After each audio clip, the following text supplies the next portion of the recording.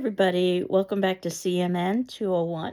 This is for our class for Thursday, the 12th, where we are moving beyond our introduction and now starting to view and discuss films, the heart of the class. And as you know, last class I had you watch a documentary, Nightmares in Red, White, and Blue, from the same individuals who authored one of our textbooks. So that should have given you a nice overview of some of the ways that horror film can be examined from an academic perspective. It also gives you a good orientation to some of the filmmakers, though I'm the first to admit that what we've got is a very limited demographic, which is oftentimes what is associated with horror film. You probably noticed that the directors interviewed were male and Caucasian. And certainly we'll talk about the way that horror film has been much more inclusive as the decades have continued on. So much so that the horror film Sinners, which I highly recommend, has now been nominated for the most Academy Award nominations of any film in history, regardless of genre. And it is a story of Black Americans, as well as many other things as well. But what we are talking about now are the origins of film Gothic, which is from our Nightmares book, and genreification, which is from our horror film book. And I was able, for some reason, to find a link for Projected Fears, so I've included that in the notes below in the event that that would be of use to you. So, the idea that horror film is a history of anxiety, if you've seen any of the promotional materials for this class, so that's the quote that I've used, and certainly you can get that sense from the documentary that we saw, that if we were to view these films symbolically, if we were to view them metaphorically, what we would end up finding are the anxieties of a generation.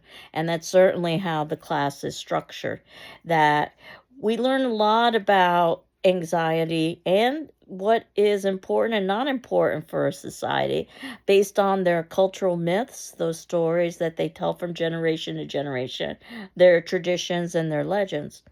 Now, one of the textbooks, or one of the books that I should say, that I recommend, I didn't assign it for this class. It's Danse Macabre by Stephen King. I do assign it in my Gothic literature class.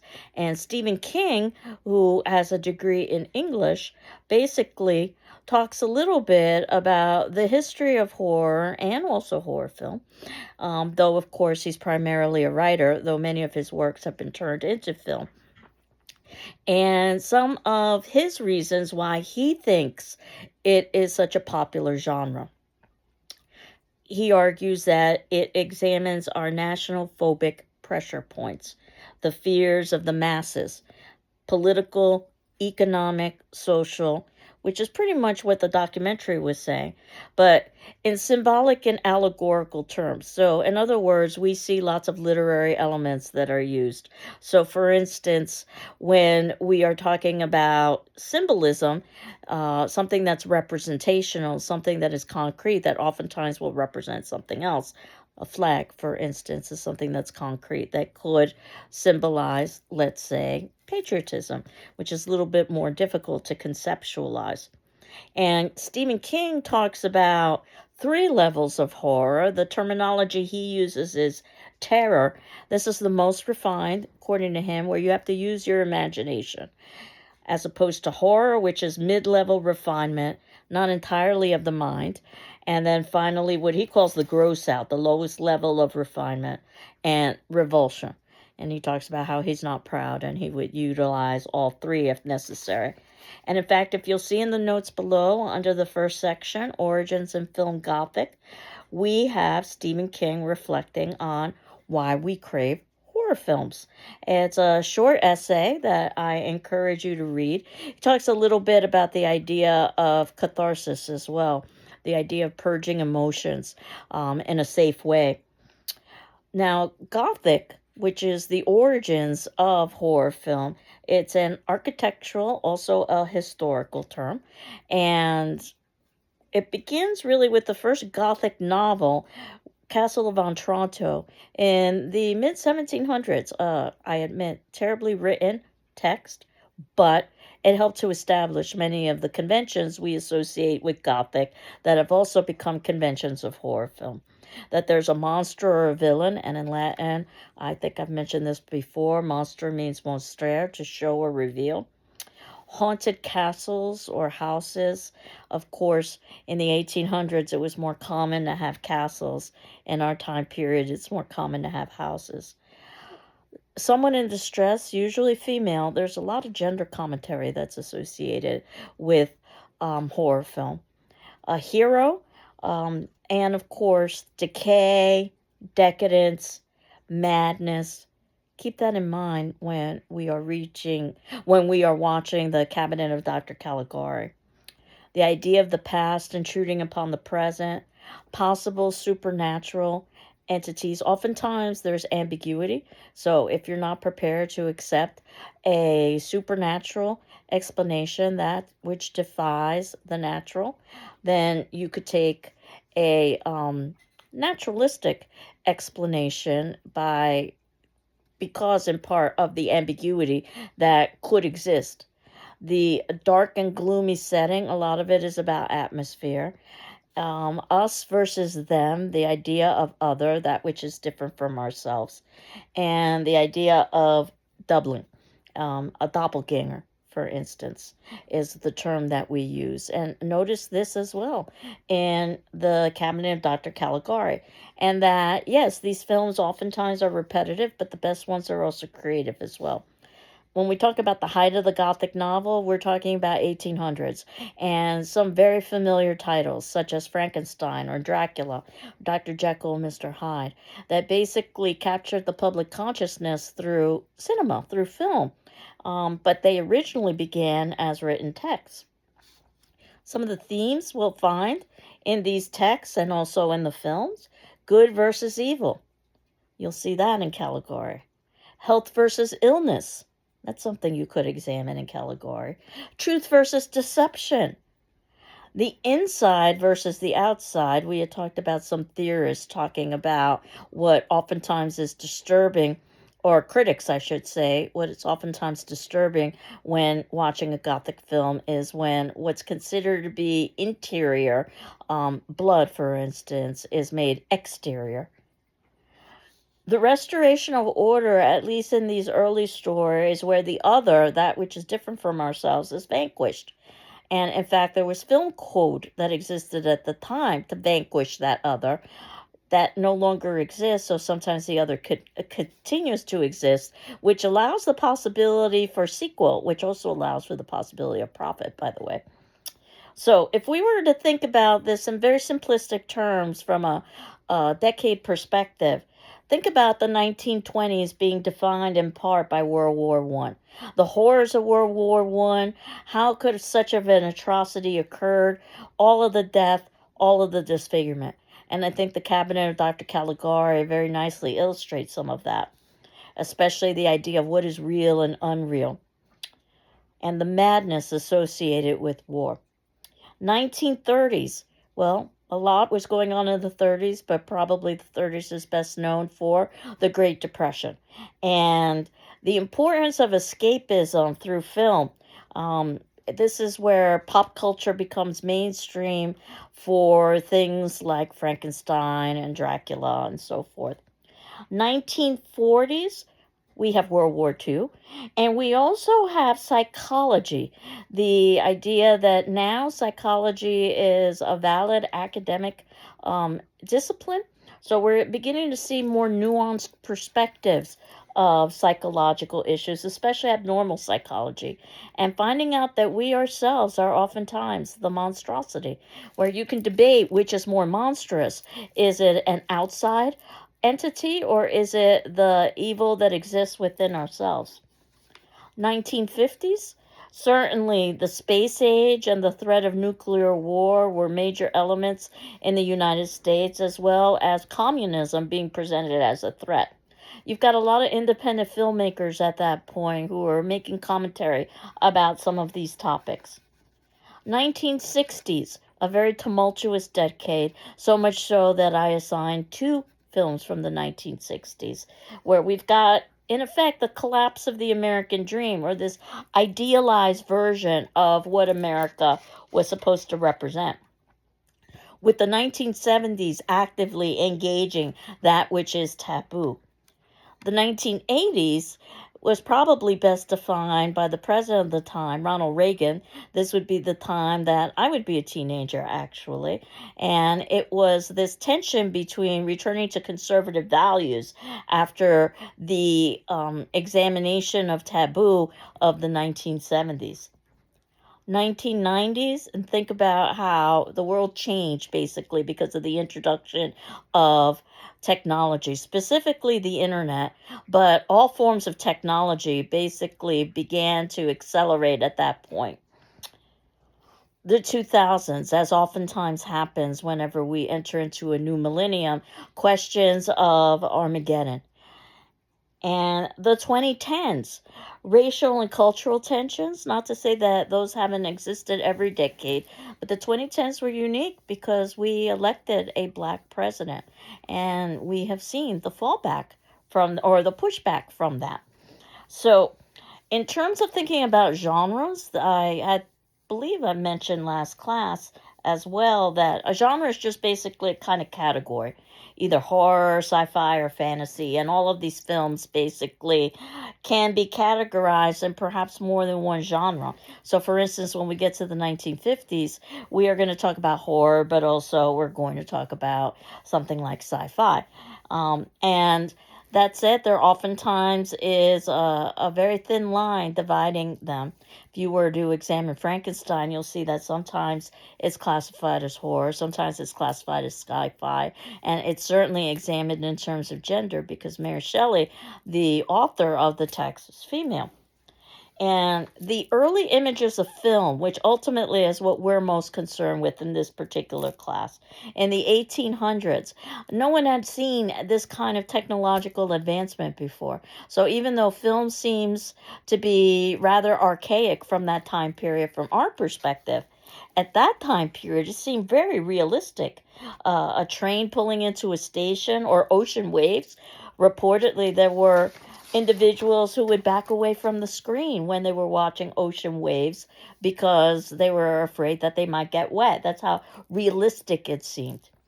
So I didn't have any kind of assignment for our documentary due because I saw that as introduction. And outside of our, of course, our discussion forum response that you would have for every class.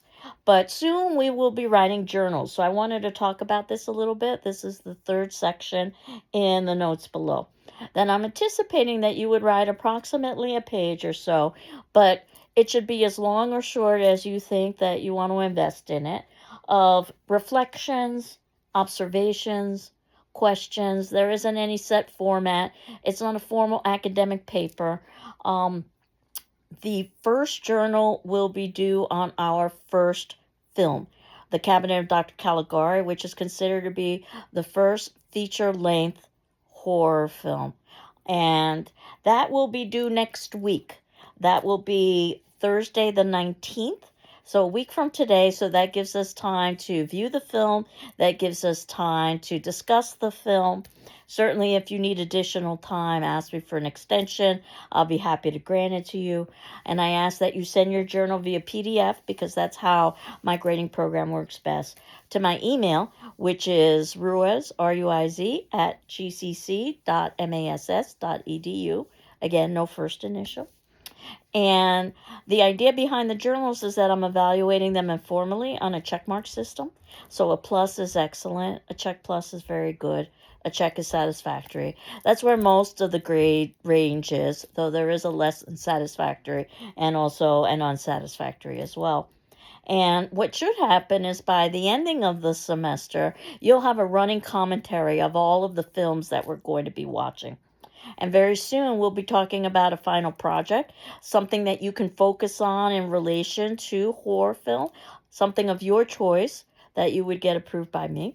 And also eventually there is a cumulative final examination, an essay exam, open book, open notes, and it would be posted online, but you could certainly utilize things like your journals. So those notes and my responses to them are certainly things that you could utilize.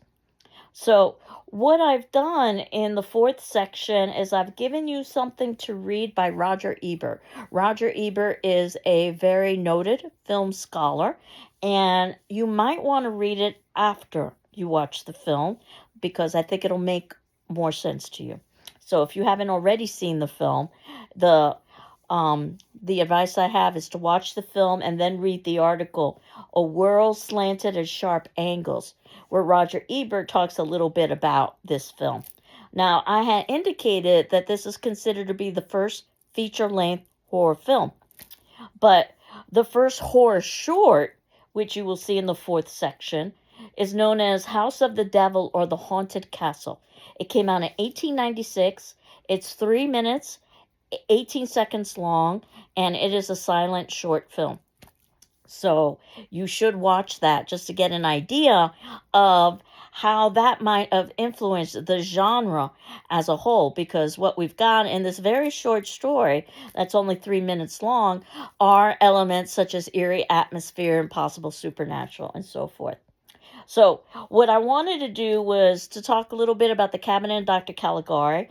And what you might want to do is stop the video here and resume it at minute 17 or so when I'm going to get into some of the specifics about the film in the event that you don't necessarily want spoilers. But I did want to be able to talk about the film so that you could utilize some of these ideas if you so chose to in your discussion forum question or in your journals, or perhaps in both. And ultimately, again, the journals are just informal. So as we hit minute 17, I will talk about The Cabinet of Dr. Caligari. It is a silent film. If you've never seen a silent film before, this is a whole different kind of experience. You really have to pay attention, especially to the visuals. And it's a German silent film. So even though we're focusing on the United States, we're watching this film because it's considered to be the first horror film, at least feature length, directed by Robert Wiene. And it's very important in terms of film studies because it is a wonderful expression of German expressionistic cinema.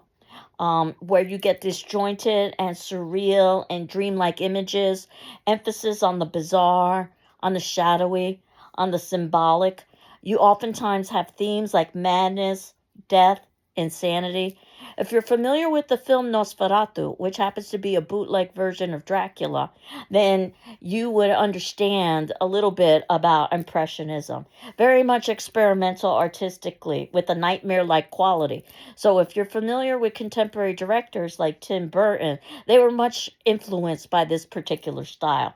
As you will see that one of the characters in The Cabinet of Dr. Caligari, and hopefully you've already seen the film, as you saw, one of the characters in The Cabinet of Dr. Caligari, Cesar, looks very much like, let's say, an Edward Scissorhands, if you are familiar with Tim Burton's films. So he's very much inspired by that.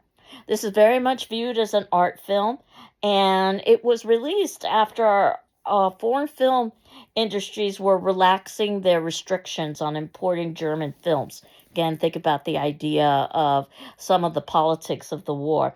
It was screened internationally to mixed reviews and premiered in America in 1921. And you can find this film in a lot of different places. I have found a free link that you can stream. Now, I'm going to try to do this throughout the course of the semester, but I may not always be able to provide free links. So you might have to access the film yourself, whether it be through a library or through a streaming service. And what we get is a story frame. And that means we get a story within a story. The beginning of the story, we're given Francis, who is our narrator. It's very easy to forget that he's narrating this story. And then at the very ending, we return back to Francis. And the plot is that we've got a Dr. Caligari who seems to be involved in nefarious elements. He oftentimes is viewed as a symbol for Germany and German authoritarianism. and that he's hypnotized individuals and the masses. In the film, what we have is that he's hypnotized his servant Caesar, who's supposed to be, again, symbolic or representational of the German populace, into committing murders at his whim. Again, very much a political statement. Specifically, murders against Caligari's enemies. If this is German authoritarianism, then this would be murdering anybody who would be questioning Germany's power and control. Very much there is this idea of a distrust of authority here. And Caesar is a somnambulist. Basically, that means a sleepwalker. One could say that the populace was sleepwalking and not realizing the true atrocities that were occurring around them. But this idea, too, that I had mentioned earlier of doppelganger or a terrifying or ghostly double is illustrated very nicely in Caesar, especially if he's supposed to be representing the masses. So, post-World War I, again, very much a simplification, but this idea of the madness of war, the planet had never seen war on such a global scale. The fear and the trauma associated with that war that led to death, led to murder, led to disfigurement, led to mutilation, and the results of enforced conformity, economic depression, mass industrialization, and the repression of all of this are just some of the many themes that you can find in this film. With the primary question being, who is the enemy? And perhaps we ourselves are the enemy. You can't really trust anyone. Now, one of the film's characters, Alan, he questions, how long shall I live? Which might be Germany's question as well in war. How long will they survive? But Alan questions, of course, this in terms of the mystic Caligari. It's the last question you should ever ask a mystic is about your lifespan. And what we end up getting are a series of murders. And as the film unfolds, we get multiple twists. The first twist is that Dr. Caligari, who initially appears to be a kind of show person at a carnival, is based on an 18th century mystic who was involved in the occult. And again, there's oftentimes been speculation about the occult being utilized by world powers during world wars. Twist number 2, which is even more complex, is that we find out that ultimately Francis, our narrator, who was part of the opening frame, is insane, and he is a member of the insane asylum. So the question is, who do we trust? Do we trust Francis's version of events when we know that he is, in theory, classified as insane by society, though there is the old speculation that perhaps the people who are most sane are the ones who are classified as insane, and the insane ones are the ones who are classified by society as sane. Note that the idea of Caligari being an 18th century mystic fits in so nicely into the horror film motif about the past invading the present and about possible supernatural elements. And then, of course, this sense of madness and sanity, which you see in the film style, which Roger Ebert talks about in his film, about those jagged angles, for instance. Things are bizarre, twisted, distorted. Perhaps that's the biggest fear of all fears. Could one be insane and not realize that one is insane? What if you can't trust your own perceptions? Lots of cinematic techniques are utilized to reinforce this theme. Again, distorted shapes, this carnival funhouse kind of atmosphere that we're introduced to initially with Caligari. The unnaturally high stools that you see, which are supposed to reference things like authority figures being put on pedestals, painted shadows on the wall that oftentimes, again, are distorted, as are the angles, disjointed mix of art forms, very expressionistic. And again, as I had said, that German expressionism was very much experimental and very distinctive from American films at the time. What we basically get is a kind of psychological mindscape, a dreamlike fantasy, an obsession. What we might be looking at is the interior perceptions of someone who is mad. and that might perhaps explain the distorted elements. So, as I had discussed in the 1920s, not only was there World War I, but there was also the Spanish flu pandemic. And I can't help but think with parallels with our own decade, the 2020s, that certainly we've got lots of political uprising and upheaval, but the 2020s began with COVID 19. I oftentimes wondered when I was a student learning about the 1920s about why we didn't learn more about the pandemic. And I think I know the answer now, living through a pandemic in the 2020s. I think it was seen as so horrific that people want to repress, people want to forget. But COVID had as much of an impact as politics in the first 6 years of this decade. Madness, trauma, death, murder, disfigurement, mutilation, enforced conformity, economic depression, mass industrialization, terrifying reality, and repression, as I had indicated, are just some of the possibilities to examine within the cabinet of Dr. Caligari. And of course, with the silent film, you're going to get some overacting. You need to be able to use your body language and your facial expressions in order to be able to storytell. And in fact, one of the things that was oftentimes done during silent films is that you would have live orchestras play a soundtrack, which meant that the film didn't originally have a soundtrack, and that meant that the theater houses could basically decide based on the live orchestra they had access to as to what soundtrack to play.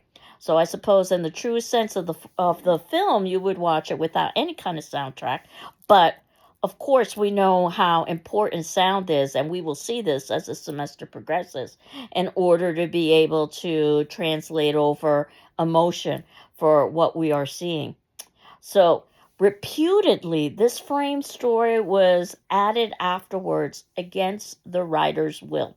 That the writers were known to be pacifists about war, and the political message about German authoritarianism was diluted through the addition of the frame story of Francis in the beginning and the end about his possibly being mad. Now, of course, that adds another layer to the film about studying the idea of fear associated with madness. And if you take away that frame, certainly you could say that war itself illustrates madness, as we've seen within Dr. Caligari, but the unreliable narrator adds another element, another layer to that. And it's even been argued that the film prefigured World War II and Germans' need, at least on a subconscious level, from some sort of authority figure. I'll let you decide that for yourself. But I found that many of these films oftentimes anticipate the future. I would argue that a film representing the 1990s that we will be viewing, Blair Witch Project, really did anticipate some of the technological revolution that would occur in the 2000s. But this sense that reality is subjective, if you like philosophy, you've probably talked about this. You might notice in the filming of this particular movie, we oftentimes get an iris shot, which illustrates something like an individual eye that would be basically blinking. The idea to reinforce that we're watching something that could be subjective and that the eye itself, what we perceive, is subjective. I've always liked the idea too of the cabinet, and all of the symbolic possibilities of cabinets. If you know anything about the cabinet of curiosities, that oftentimes would house these almost seemingly supernatural elements within them. Oftentimes they were just hoaxes, but there was a mythology that was associated with these cabinets of curiosities that would house that which would defy natural expectation and order. Cabinet could also represent the subconscious and that which is under or hidden behind something. And certainly a cabinet can represent entrapment as well, which I think illustrates the political ideas in the film very nicely. So I wanted to talk a little bit more about the film next class, but hopefully I've given you enough to consider so that you are able to begin to write a journal.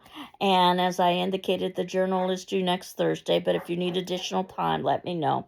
Our next class, what we are going to be viewing is what's considered to be the first American horror film, since The Cabinet of Dr. Caligari is the first horror film, but not necessarily the first American horror film, since it was German. And that film is Dracula. And again, that's available for streaming on streaming services through libraries. I was able to find the link that does have a transcript associated with it. And our attendance question for today is not going to be about Dracula. I just wanted to give you the link early on in the event that you wanted to get ahead. Our attendance question for today, which would be due Saturday the 14th, and certainly if you need additional time, please let me know and I'll be happy to grant it to you. What did you think of the ending specifically? The ending of Dr. Caligari, and why? Again, part of that frame story. So I'm curious to know what your responses are. As you know, you're not required to respond to your peers, though you're certainly encouraged to, but you are required to read your peer responses. And as you can see, I've responded in turn. So if you read all of your peer responses and all of my responses, you'd get an idea of some of the class conversation that we would have about these films. So at this point, I'll stop and we will continue on with the Cabinet of Dr. Caligari next class. We will talk about Dracula and its significance next class. I've left you with watching that very brief horror short that's approximately 3 minutes long. So if you haven't done so already, please do so. It's considered to be the first horror film, but not the first feature-length horror film. So that is something for you to watch, or for you to watch in the third section of the notes below, House of the Devil or The Haunted Castle. 3 minutes and 18 seconds. And also above that, I leave you to read the essay by Roger Ebert. Hopefully you do so after watching the film, because I think it'll make a lot more sense about some of his perspective about German Expressionism and the angular nature of the visuals that we see in the Cabinet of Dr. Caligari. I hope you're doing well. I'm doing well. And we will continue on next class. Take care. Bye-bye.